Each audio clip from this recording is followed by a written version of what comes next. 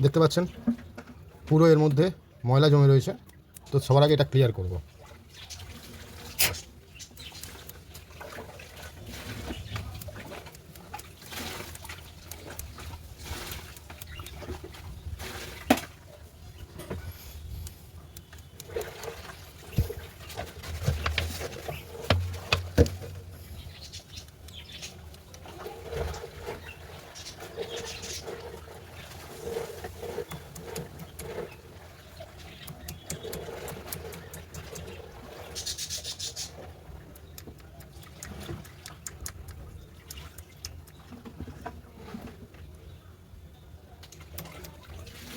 Clear হয়ে গেছে।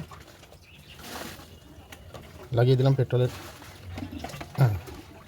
এরপরে এটাও লাগিয়ে দেওয়ার আগে ভালো করে এটা বন্ধ করব, তারপরে এটা বন্ধ করব, তারপরে যেটুকু তেল বেরিয়েছে, তেলে দেখুন জল আছে, পুরো ঘোলা তেল। দেখাবো কতটা জল আছে। ঠিক আছে, দেখতে থাকুন ভিডিওটা, আশা করি ভালো লাগবে।